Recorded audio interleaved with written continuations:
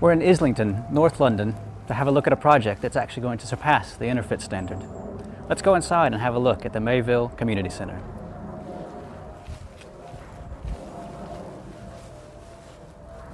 I'm Rachel Witherick from Beer Architects. The project that we're working on at the moment is the Mayville Community Centre. It's a whole building energy retrofit refurbishment. Well, the project came into the office in about 2007 and was initially maybe replacing the boiler as a biomass boiler, and then it just grew and grew into the Passivhaus refurbishment that we're working towards today. Obviously, one of the main principles for Passivhaus is to insulate the building to ensure you're achieving sufficient U values through the walls. So at the Mayville we're achieving that through external insulation, or we've decided that we will excavate down to foundation level so that we can externally insulate the basement walls as well as the above ground walls. So we'll have 200 mil of insulation going right down to basement footing, below ground. This will then be backfilled and the external insulation up the side of the building will be 300 mil thick. The external works will also include a large excavation in this garden area down to basement level so that we can put new openings, 3 new large openings into the basement wall, which will come out into a light well terrace and be a part of the garden, and that will allow natural light and solar gains on this south elevation to penetrate into the building. In the basement, we obviously can't really break out the existing slab, so we're proposing to internally insulate here, which will just be about 100 mil of insulation with a floor finish on top of that.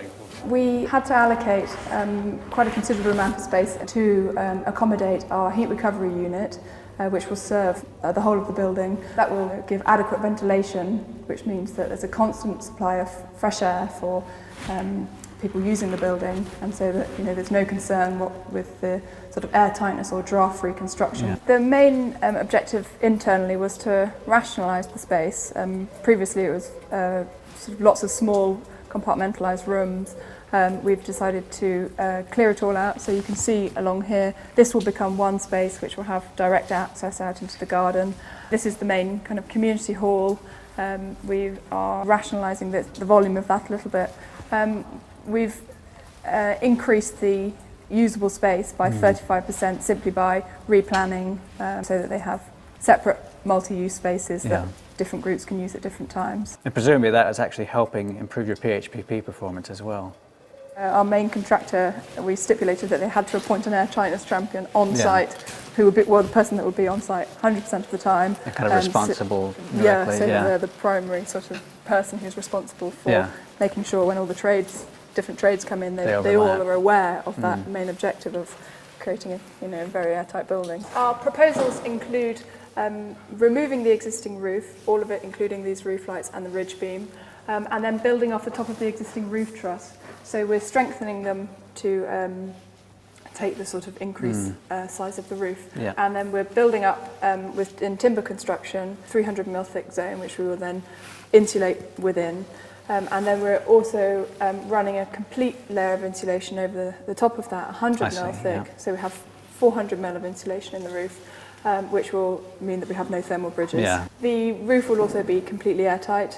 And is that, presumably if you're using timber construction, is that a membrane that you're fixing to the outside? Yeah, we're applying an air tightness membrane. We also are putting in new roof lights, 2 large fixed roof lights and 3 opening that will help with summer nighttime cooling. These will be restricted to the south elevation so that we restrict any heat losses to the north. We've had a fantastic opportunity here at Mayville Community Centre to see an extreme retrofit in action. There's about another 8 or 9 months to go on the project, and by that time I'm sure lots of more exciting things will happen. We're also interested in hearing what you think of this project, so please do get in touch.